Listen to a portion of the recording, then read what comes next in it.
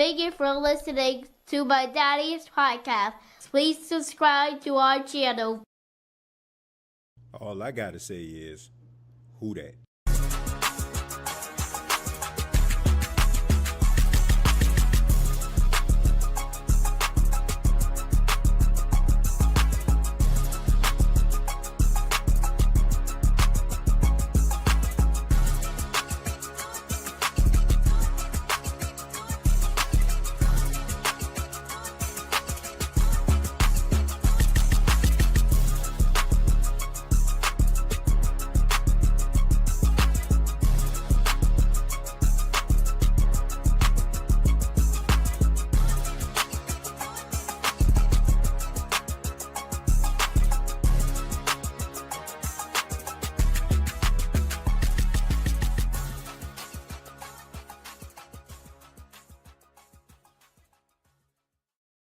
Hey, what's going on, Who Dat Nation? It is yours truly, TJ Jones, and yes, I am the host of the State of the Saints podcast, and thank you so much for checking out the State of the Saints podcast, where we talk New Orleans Saints. Really do appreciate your time. Hope you're enjoying your Tuesday evening.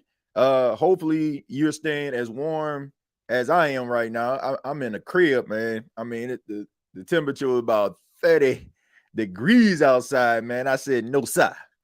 I'm staying up in here. I don't know what the temperature is where you are, but hopefully you're staying warm, and hopefully you are enjoying the holidays so far. But thank you so much for tuning in to the State of the Saints podcast, where we talk New Orleans Saints. I want to give a special shout out to everybody in the chat right now. Appreciate you. Shouts out to everybody at home, at work, or wherever you're looking or listening to this podcast. Really do appreciate it. We're going to be talking a little bit about the New Orleans Saints. We're going to be talking a little bit about the defense. Going to be talking a little bit about Tyler Shough, of course. And we're also going to be talking about the future of the New Orleans Saints. Is it looking bright? And are you a little bit more optimistic about the future of the Saints after their most recent game versus the Tampa Bay Buccaneers in week number 14? But I ask that you hit the like button, subscribe to the channel if you have not already. I would really appreciate that. But let's go ahead and get started, man. Talk a little bit about the New Orleans Saints pulling off an upset over the weekend versus the Tampa Bay Buccaneers, 24-20.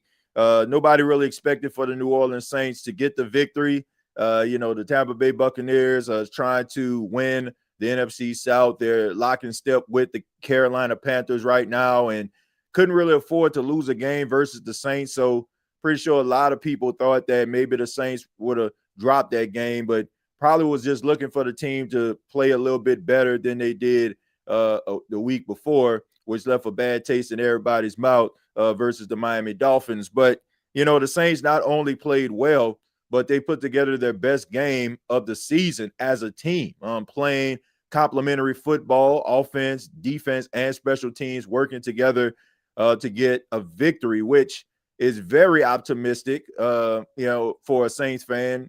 And very positive that the New Orleans Saints would do something like that, because it shows you that they have the capability of doing so. And, the season this year is, it hasn't been ideal.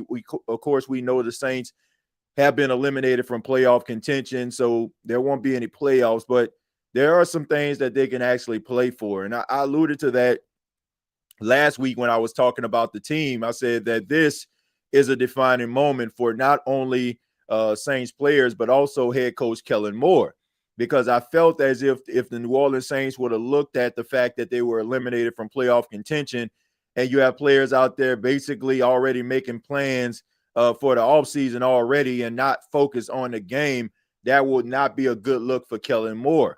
But not only did the New Orleans Saints not allow them not being a part of the postseason picture to play a role in their performance, they went out there and won the freaking football game. So I think that's a good look for Kellen Moore. I think it's a good look for the players that they have on the team. It speaks to the character of those football players for them to go out there to put together a complete performance. And yes, it wasn't perfect. The situations itself weren't ideal. Of course, it was inclement weather, but it did show a side of the New Orleans Saints that showed that they had some fight, they had some grit, and they can play some smash mouth football. We seen players like Devin Neal, who fought for real tough yards off 19 carries, had about 70 yards in the game, 84 all-purpose yards. And, nothing was really easy out there. It was a phone boot type game. And the New Orleans Saints showed you not only can they get down and dirty on the field, but they can also get down and dirty when it comes to playing against their opponent. I think that a lot of us have been talking about Tyler Shough and the step forward that he took in the game in week 14. I think that some people that may have been on the fence about Tyler Shough, I think he probably won them over with this game. And, I've seen a few comments where you had individuals talking about Tyler Shough and saying, oh, man, all he did was throw for 144 yards, whoop the dude, what's the big deal? But I just think that those individuals are just looking at it from, a standpoint where they probably expect a quarterback to throw for 350 yards and they feel like that should define them. The reason why I feel like this was a step forward for Tyler Shough is because Tyler Shough already has the capability of making all the throws. Like if you watch Tyler Shough play the quarterback position, you've seen him throw those off-scripted throws. You've seen the arm talent. You've seen the zip coming, off the ball, out of his hands. You see that he can do all those things. Sometimes it's more than that what you need to play the quarterback position, and you definitely need more than that to win football games. Like sometimes you just got to go out there and get it done. And I just think that the situation that the Saints were in, they're back pretty much against the wall when it comes to, playing in Raymond James Stadium, playing against a team that's fighting for their playoff lives. Nobody really picking for them to win the football game. And for them to go out there and put forth that performance was incredible. And also doing some of the things that Tyler Shough did, I just think that he took a step forward. A constant third down conversions when you need to move the football. These weren't like 3rd and 1s, 3rd and 2s. I mean, he was converting 3rd and 10s, 3rd and 11s, 3rd and 6. Those are the type of plays that you need to make. Those off-scripted throws, some of those times where you have to fight for extra yards. We've seen Tyler Shough rise to the occasion. And, I think that was a step forward in a career of Tyler Shough. And I'm just looking forward to seeing if he can actually build on that momentum. And yes, I'm pretty sure that he's probably going to throw an interception or two before the season is over again. But at the end of the day, when you see this guy play the quarterback position, you feel like he's trending in the right direction. The team believes in this guy.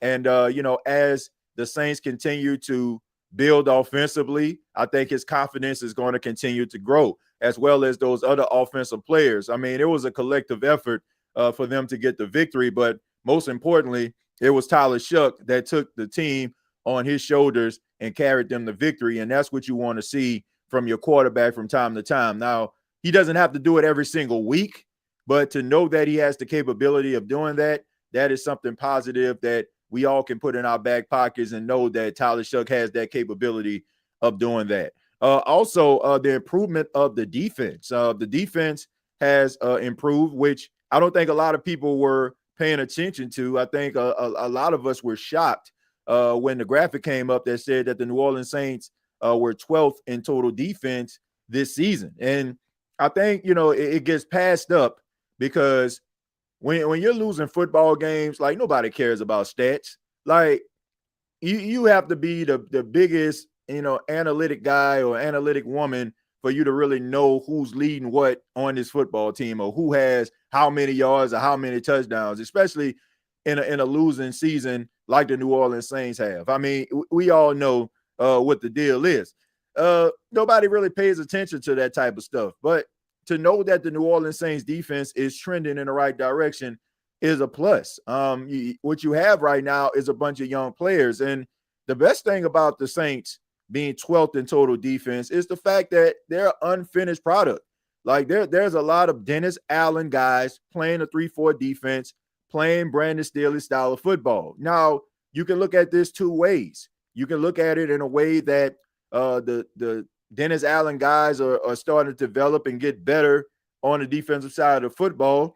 But you can also say that the New Orleans Saints, they're still limited in certain areas, but they're still finding ways to be formidable defensively.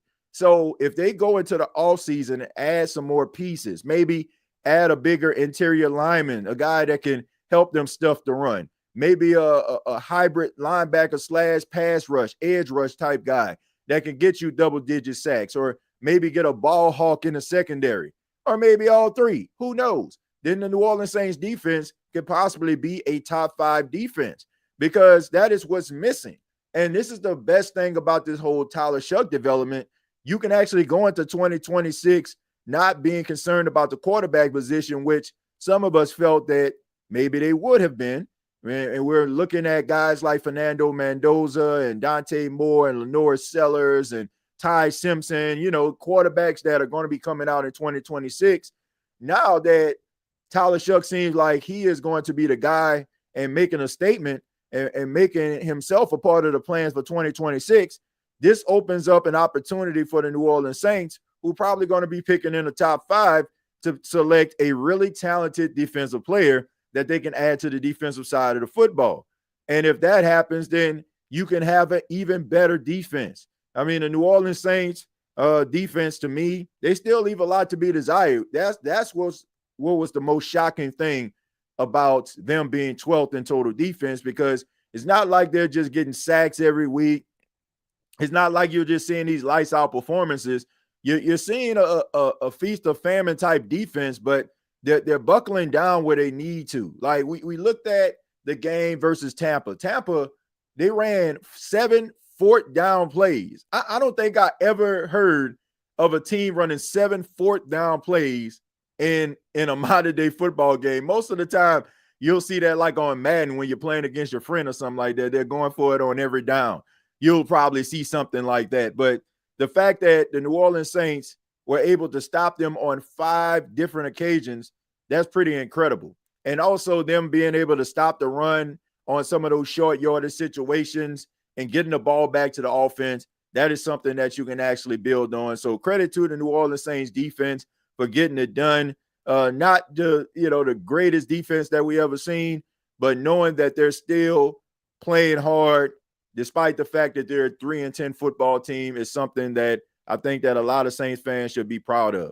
But let's go ahead and read some of your comments here. And I remind everybody that immediately following this podcast, you can switch on over to the NFC South Roundtable to check out the NFC South Roundtable tonight at 8 p.m. Eastern, 7 p.m. Central, right here on YouTube. So I put the link inside of the comment.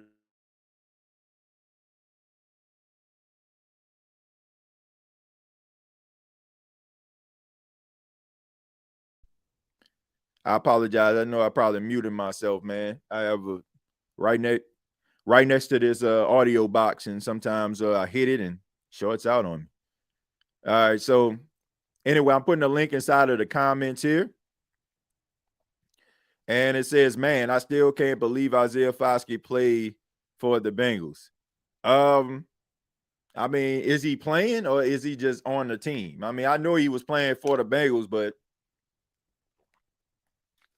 I didn't know if he was like starting or what. But yeah, I mean, but that would speak volumes, about the Bengals. The Bengals have the worst defense in football.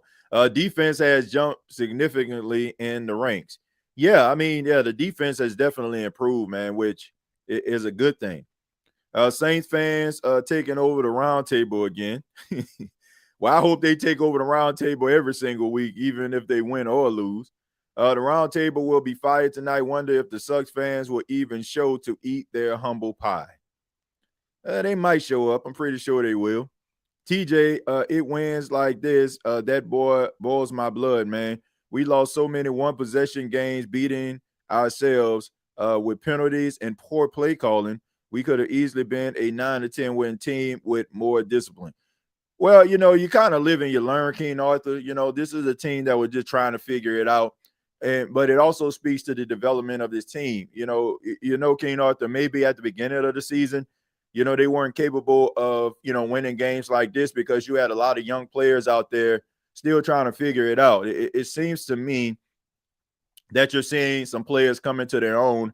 And also, They're understanding defensively and offensively what is asked of them. So, what you're actually seeing is a more polished, more developed football team. And if they can carry that over to next season, that would be a plus. Like, I can remember, man, like I can remember where the light actually turned on for the Detroit Lions. You remember that game? It was the final game of the season. They were playing against the Green Bay Packers and Aaron Rodgers and the Green Bay Packers. If they would have won that game, then then they would have been in the playoffs. Losing that game, it eliminated them from playoff contention. And you had the Detroit Lions, who weren't in the playoffs, but they were able to play good enough to eliminate Green Bay. And that was the game that kind of catapulted them to success.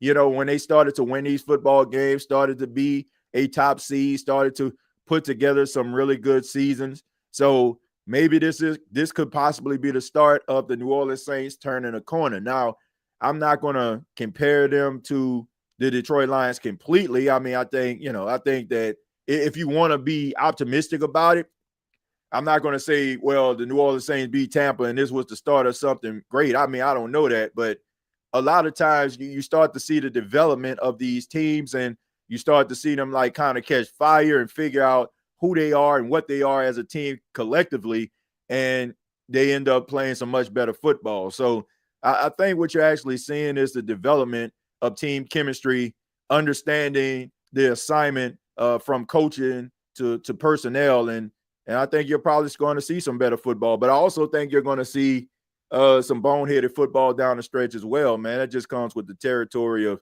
having a young team and trying to figure things out. No, the Giants game was all Giants fumbling all over each other. Saints, ain't do nothing like this game. Yeah, I think that this was their first real true complete game where they complemented all sides of the football. Offense complemented the defense, vice versa, and the special teams pitched in as well. ATJ, that Giants game might have been the best in terms of complementary football, in my opinion. I like I said, I kind of look at the Giants making a lot of mistakes. Like there were a few like plays that the Giants, if they would have made, then more than likely, we would have been having a completely different conversation. Like there was some forced fumbles, there was some interceptions, there was some miscommunications on the Giants' part that kind of, took them out of the game. I mean, 5 turnovers, look no further than that.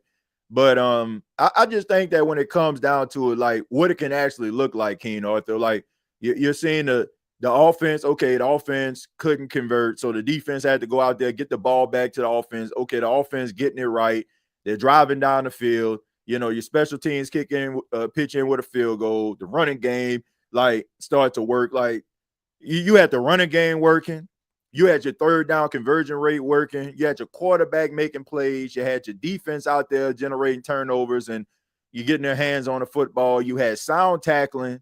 You had really good punt and kick returns that set the offense up in good field position. I just think that when you look at this entire game and what each side of the football is supposed to bring to be able to complement the other, I think you saw in this game. Like looking back on the Giants game, like the Giants started off 14-0. Like it took the New Orleans Saints defense to get a few stops in order for them to get back into the game. That includes a pick six or a fumble recovery for touchdown by Jordan Howden and a couple more things to go the Saints' way in order for them to even get back into this game. I'm talking about the Saints starting off the game on their first possession with a touchdown, something that they only did, I want to say, 2 times this entire season. So, I get what you're saying when it comes to the Giants. I think when it comes to excitement, defense, like the way that they actually played, like generating turnovers, it being a home game, I can say that it was probably one of the more exciting games. But I just think that when it comes to the entire scope of, football, like what football is supposed to look like, how are you supposed to beat a football team? I think that I think this game pretty much defined that. Let's see. Let's go ahead and stroll down here. And it says Falcon fans wore a paper bag to the game. Says Derek, I'm a female. Says B Creole. Devin Neal starting to heat up. Yeah, Devin Neal, he ran pretty hard in this game, man. And that's what you wanted to see. I mean, in the rain, smash mouth football, and you're seeing your running back out there fight for every single yard. I mean, I think all the running backs pretty much complemented each other. Like, Evan Hall and Estime, I think that they all pitched in and ran pretty hard. Not gonna lie, I was high on Tyler Shough, but he has convinced me. You said you wasn't high on Tyler Shough, but he has convinced me. Let's get some weapons and let's fill these spots on the offensive line at the guard. Yeah, I agree.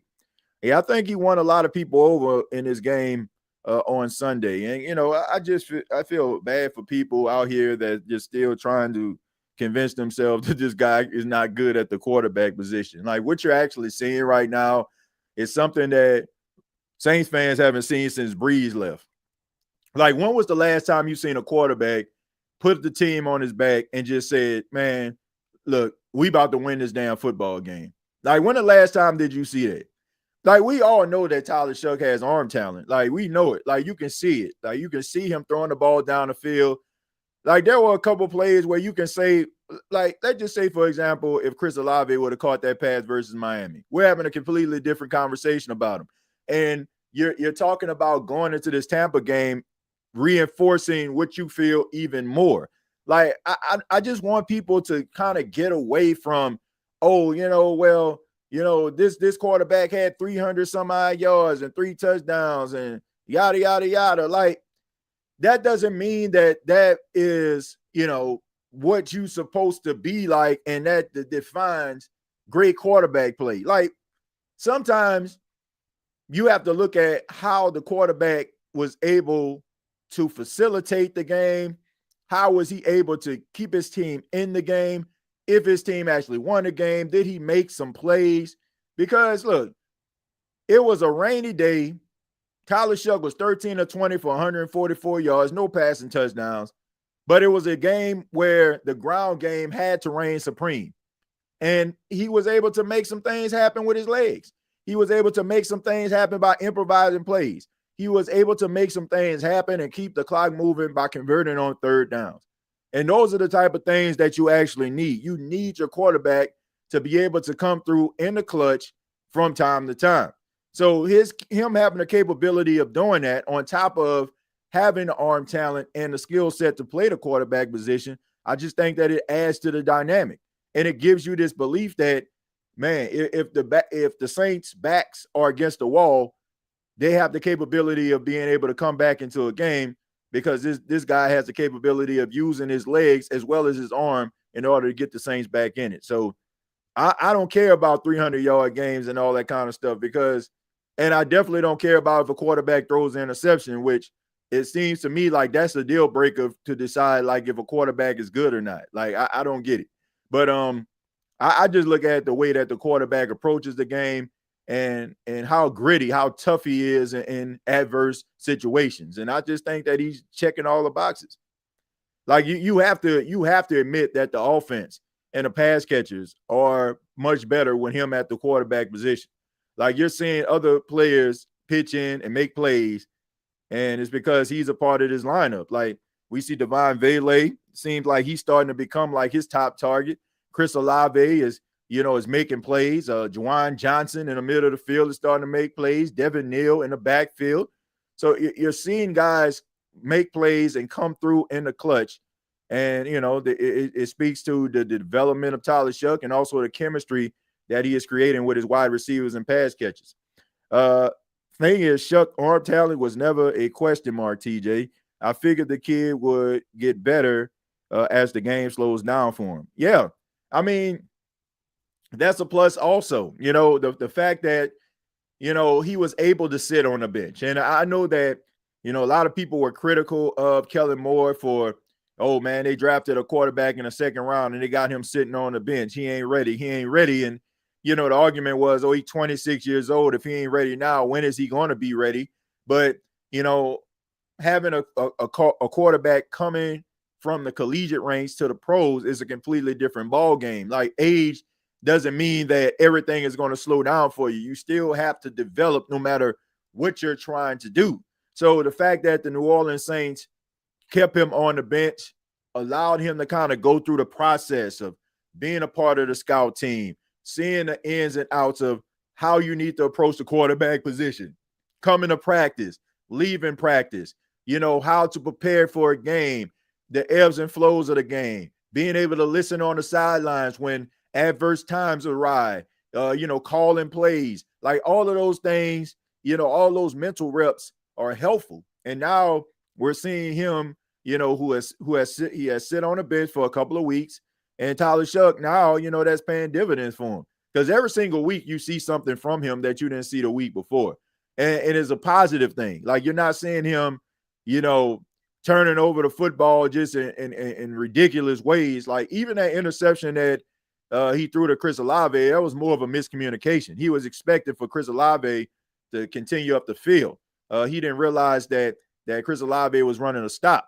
He thought that he was going to, continue to run on his route. So that's just a miscommunication. But you're not really seeing him just chunk the ball up there just out of fear. Like, the biggest, I guess the biggest red flag on his scouting report had to be that, when he senses pressure, he gets a little nervous and he just throws the ball, in any direction. But we're actually seeing Tyler Shough, like, stand in the pocket strong and deliver the ball and get hit a couple of times. Like, it was a few times in this Tampa game where he had to stand strong in the pocket and he was able to deliver the ball. I want to say that 3rd and 11 that he threw, I want to say an out route to Devon Vele, he was actually getting hit on that play as he delivered the ball. And lucky for him, he has that arm strength because the ball was indeed tipped, but he had enough strength on his release to be able to get the ball to Devon Vele. So he definitely took a shot there. And also just him turning the corner on that 13-yard touchdown, willing to put his body on the line in order for him to try to score a touchdown to give the Saints the go-ahead lead on the Tampa Bay Buccaneers. So a lot of good things that you can see, from Tyler Shough. You already knew he had the arm talent like King Arthur alluded to, but you want to see other things too, other, measurables and intangibles that you want your quarterback to have in order for them to generate success consistently. I'm really excited about Sunday game. Yeah, look, I'm excited about, the game too, to see if the New Orleans Saints can build on the momentum from the Tampa game. You're going to have a really game Carolina Panthers team. I don't expect for it to be the same type of game it was in Carolina. Carolina has a belief in itself. The last time we saw them, they pulled off the upset versus the Rams. I mean, the Rams are the best football team, in my opinion, in the NFC right now. So that they have to be on cloud 9. But we have seen from the Carolina Panthers that, they're a Jekyll and Hyde football team. Like, they have the capabilities of beating teams like the Rams and the Packers. I mean, just look at some of the victories they have. They beat the Rams. They beat the Packers. They beat some of the top teams in the NFL. But, and then they'll come out here and just lose to a team that probably a lowly football team, as some people would even look at the Saints of being. So they have an opportunity to be able to beat the Carolina Panthers, but I feel like you're going to have an even more game Carolina Panthers coming into the Dome on Sunday. So it's going to be interesting to see. All right, so go ahead and stroll down a little bit. Says Justin Reed, I think he makes our secondary worse because when he's out, they ball. Well, look, I think that Justin Reed is a leader back there in the secondary. I think that he helps these young guys get in place. But, yeah, I think that Jordan Howden and Ernest Sinker did a really good job this past game versus Tampa. I mean, Ernest Sinker seemed like he was always around the football. Could have had 2 interceptions. One dropped out of his hands that pretty much would have sealed the game for the Saints. And then there was a pop-up in an interception that he caught, but it turns out that it was a penalty on the Saints. That was, I believe it was a pass interference that wiped off that interception. So, I mean, what you have right now, you have the young bulls out there making plays, and that's something that you want to see when it comes to, future, players developing. That's what you want to see. So I think that this is a great thing that you're seeing these young players step up, like Quincy Riley, like Kool-Aid McKinstry, Yearn Sinker and Jordan Howden, because I'm pretty sure this is what your secondary is probably going to be looking like next season. Of course, you'll probably add some more players to the secondary. If you end up getting like a top pick, like Caleb Downs or something like that, to add to your secondary, then you're probably going to have someone else. But at the end of the day, these are probably going to be your core players going into the 2026 season. So by them developing and being better, and getting better every single week, that's a plus. Yeah, huge difference from the guy that was sweating bricks, looking nervous, to a guy that looks like he's getting more familiar with the game speed and running the offense. Give him time, give him players. Yeah. I mean, look, I'm pretty sure everybody would have been sweating. If that's your first opportunity in a game, and you're coming in a game, when the game is pretty much out of reach. Like, just think about when he first came into the game. I mean, Tampa was beating the brakes off the Saints. And, he was supposed to come in and try to provide a spark. I mean, but, credit to him. Like, he went out there, he made some throws, he did a few things. And, you didn't expect for him to go out there and just lead the team, because I'm pretty sure he didn't get any first team reps that entire week. So as you've seen, like, once they decided to make him the starting quarterback going forward, even in a Rams game, I mean, you've seen that he can make some throws. He was able to make some plays. Like, you can see that there was some talent there. In the game versus Carolina, I mean, you kind of seen it, come into fruition of what it can possibly be with Shough. And then, with the Atlanta game, not so much. It's little ups and downs. The Miami game, I think that you saw some things, especially when it came to improvised throws and throwing off script. Like that throw that he threw to Devon Vele in the back of the end zone. I mean, that was an NFL throw right there. Not too many quarterbacks can make that throw. And then you're also seeing, the moxie and grit that he actually has to play the quarterback position. So over the last few weeks that Tyler Shough has been starting, you see more and more like layers of him, like things that you may not have thought he was capable of, things that you may not have known about him. You're actually seeing it come to life. And I think that every single week he is making more and more Saints fans believe that he has what it takes to be the starting quarterback. Titans suck, so does the Dolphins, who, by the way, beat the Buffalo Bills. Yeah, I mean, look, when it comes to those divisional games, I'm not shocked at all. Like, I don't look at records when it comes to the division, because I always mention that, your division is set up to be able to counteract things that you can do as a team. Like, when you draft players, you're drafting players to kind of counteract, or to be able to counteract what your opposition is doing. So, and then not to mention, you're playing this team twice a year. So everybody knows everybody. Everybody knows where the bodies are buried. Everybody knows who's good, who's not, who we can exploit, this, that, and the third. So that's not a surprise to me. I don't look at, because this team beat that team, then we should beat. No, it doesn't work like that, man. Styles make fights. And, also, having understanding of the team that you're actually playing against, it actually helps you when you're going up against them. I'm still hyping up Shedeur Dalton, 364 yards, 3 touchdowns. Don't matter the team. That's impressive. Yeah, I mean, look, I think that Shedeur Sanders did an outstanding job. I never was in that category where I felt like this dude couldn't play. I don't know where the heck that actually came from, but some people would say that I'm biased. He was the quarterback of my alma mater the first 2 years of his collegiate career at Jackson State University. But I just look at this guy and I just knew, like, from the beginning, like, if you watch this guy and you watch him play, like, that he has what it takes to play in the NFL. And I just never bought into that narrative. Like, I just think that people buy into narratives and they run with it.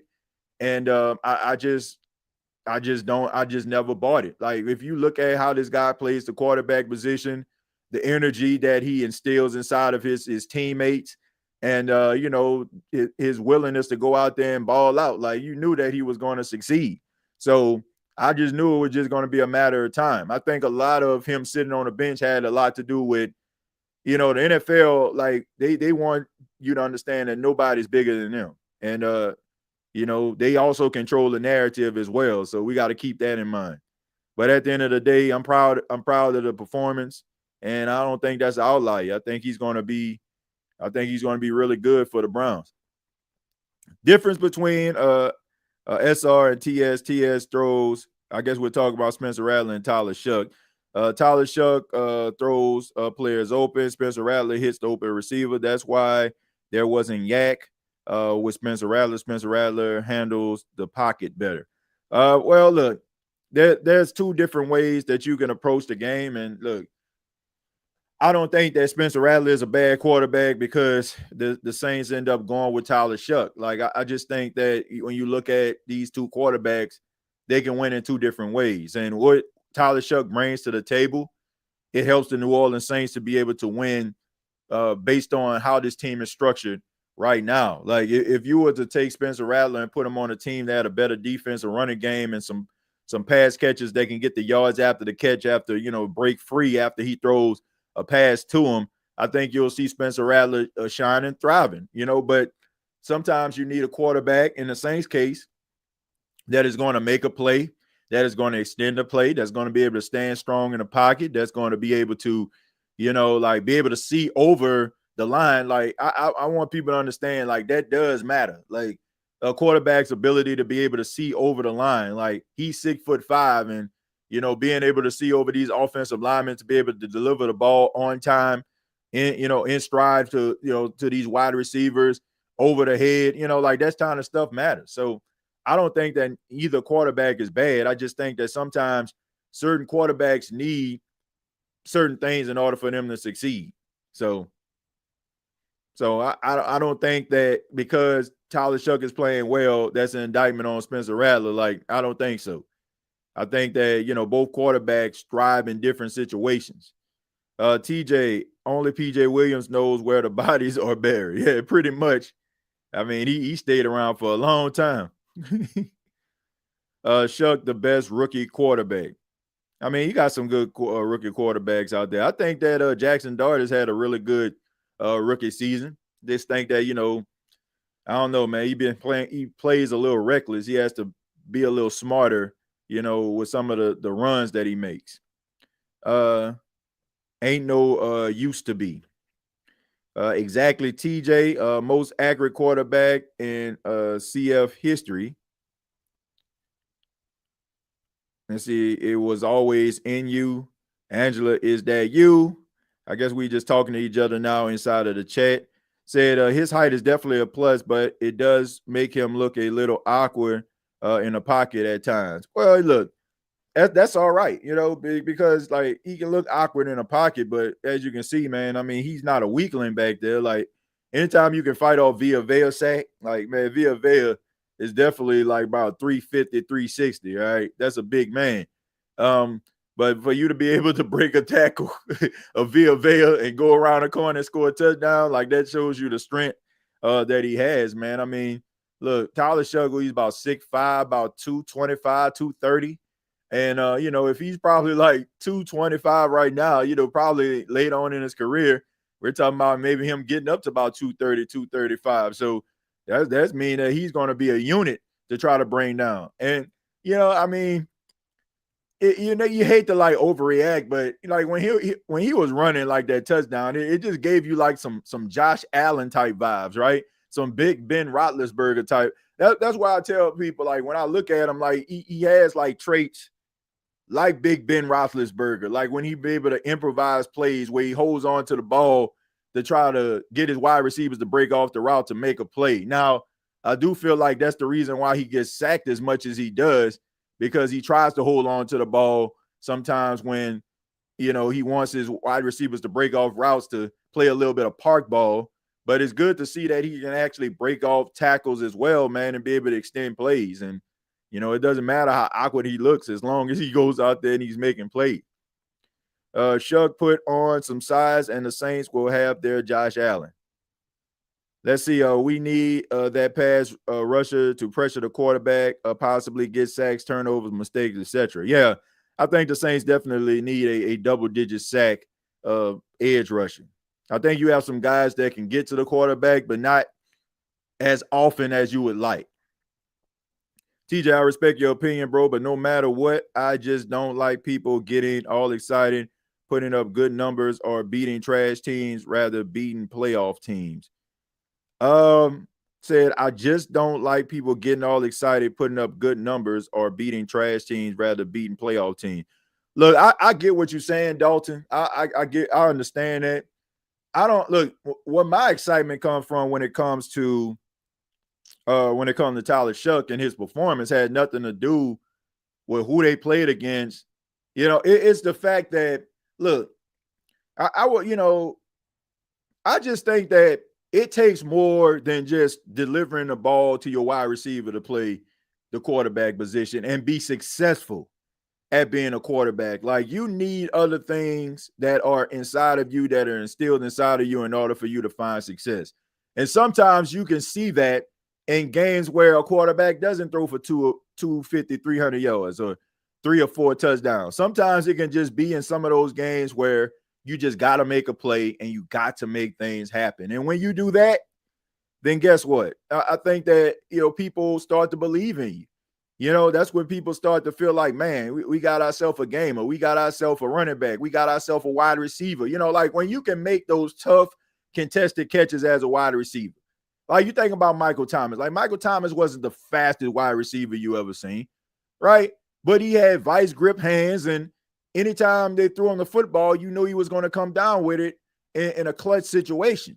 That is what is the recipe for success, in my opinion. It's not always the 1,800-yard receiving years. It's not always the 40, 50 touchdown years from a quarterback. It's about having clutch performances, being able to be counted on when your team needs you. And if you can do that consistently, then it doesn't matter. It doesn't matter how, if you're throwing for 4,000 yards. Can you win the game for your football team? Can everybody in the stadium have that belief in you that you're going to drive your team down the field to rather put your team into the end zone for a go-ahead touchdown or drive them into field goal range for a game-winning touchdown? And if you can do that, then look, nobody going to care about if you ain't throw for 400 yards. But yeah, I think that's where the excitement for me comes in, because he has the capability to be able to make some plays and do it himself, and not just work, like just have the perfect situation around him. Like, sometimes things aren't going to always be perfect. You got to just go out there and make a play.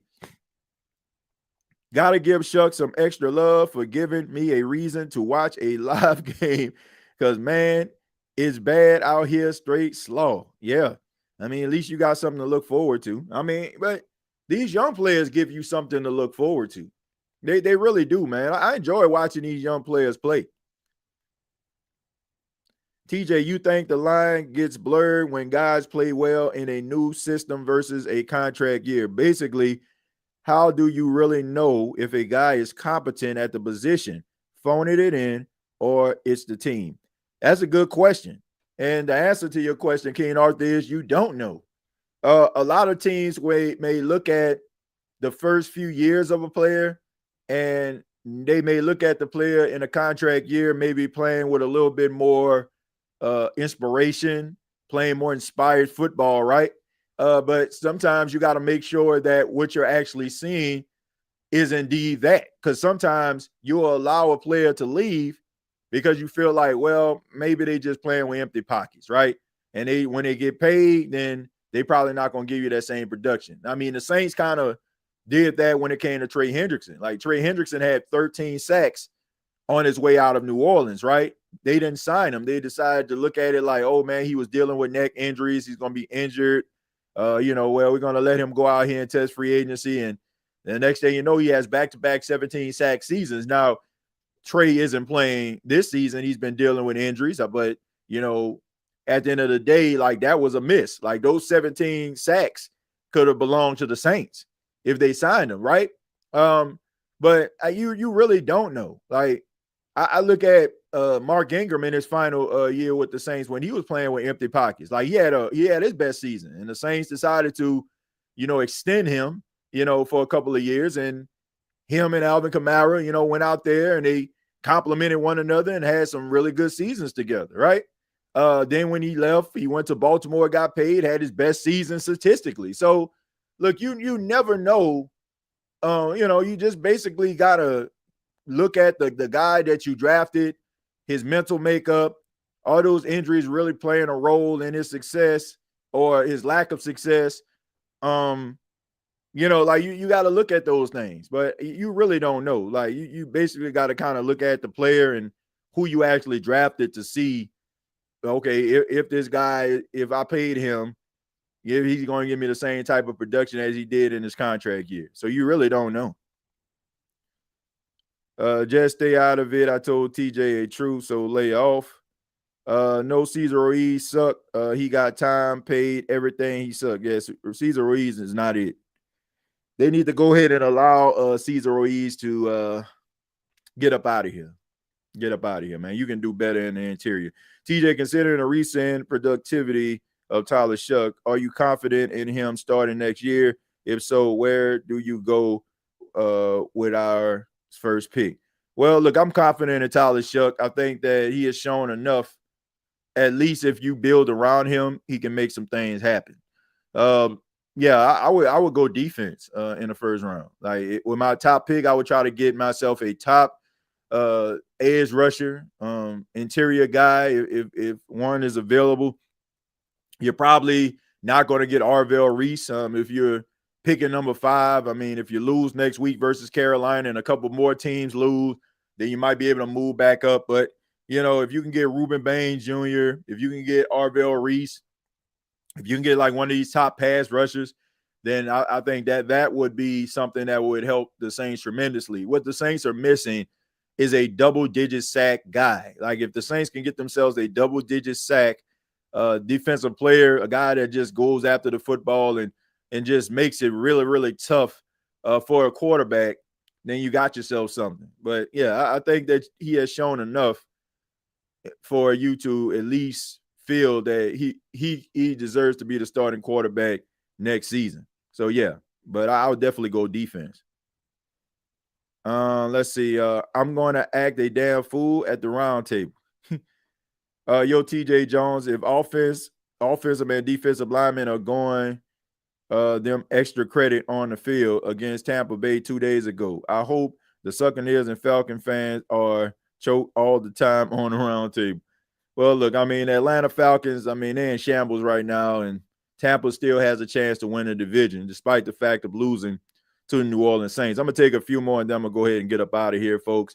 But I just encourage you all to come on over to the NFC South Roundtable in about 10 minutes. We're going to be breaking down Week 14 of the National Football League. Says, good point, TJ. Is that why you watch a guy's lowlights to see how he responds to adversity? Yeah, I mean, because, highlights don't always tell you the entire story. Like sometimes, man, you see these guys quitting on plays. You see these guys like getting frustrated because maybe they couldn't go over 100 yards as a receiver. Like how are they responding in those type of games? Like what's the body language on the sidelines? What's the body language on the field? Are they taking plays off? Are they whiffing on blocks? Like, man, like football is way more than a quarterback throwing the ball to a wide receiver and a wide receiver catching it. Oh, I want that guy. Oh, I want that quarterback. Oh, I want that wide receiver. Like sometimes you want that tough, grimy guy. Like, are you chasing down that defender to get that tackle? You don't know if that tackle is going to end up like the next play being a 1-yard touchdown, or it could have been a play where you end up getting a goal line stand. Like you play to win the football game and win every rep. And that's the reason I pay attention to the lowlights. Like you're getting beat to sleep. Like how are you responding in this game? Why did you look so bad? Like those are the type of things that you have to look at, because anybody can give you, a highlight tape. They like, but there's way more plays that went on in the game than that one hand snag or that double move that left the cornerback on the ground. So yeah, I do look at everything, and that's one of the main reasons why when people tell me, oh, did I look at this player or that player? I'm like, yeah, I looked at them, but most of the time when people are telling me to look at a player is because they probably had a good game or something, like, or their name was getting mentioned constantly. So that's one of the main reasons I wait to the end of the season and I look at some of the top draft picks that could possibly end up land with the team. And I go back and I just watch their film. I just go back and I watch it. Shouts out to my guy, Emery Hunt. I lean on him a lot. His draft analysis, his draft book that he puts out every single year. So, those are the type of things that I look at. I want to make sure that when somebody asks me about a player, I'm not just telling you something based on some highlights that I seen or a good game that he had. Cesar Ruiz can't guard his mama. He's so bad. Yeah, man. They can do better. They can do better than that. They really can. And finally it says when LSU tight end comes out, he like 6'8". Yeah, man. Yeah. When he comes out, yeah, he gonna be a monster. Like they probably gonna give him the Kyle Pitts treatment. Hopefully, he can be a better player than Kyle Pitts is, but he gonna be a red zone threat, no doubt about that. Yeah, he definitely gonna be a red zone threat. But I want to say thank you all for checking out the State of the Saints podcast. Really do appreciate it. Once again, my name is TJ Jones, the host here of the State of the Saints podcast. And hopefully, if you just tuned in for the first time, hopefully we won you over and you hit the subscribe button. I ask that you hit the like button and hit that bell for notifications. Also, make sure that you turn over to the NFC South Roundtable. That will take place in less than 10 minutes if you're watching this live. Go ahead and hit that button. It's in the comments. You can check out some of the happenings of Week 14 in the NFC South. Myself, alongside Berto, Clay, and James, we break down the NFC South, the games, and also get you prepared for Week 15 of the season. So make sure that you subscribe to that channel and check it out. Also, you can follow me on X at TJAYJones8. Really do appreciate your time. And until next time, all I got to say is thank you for listening to my daddy's podcast. Please subscribe to our channel. all I got to say is who dat?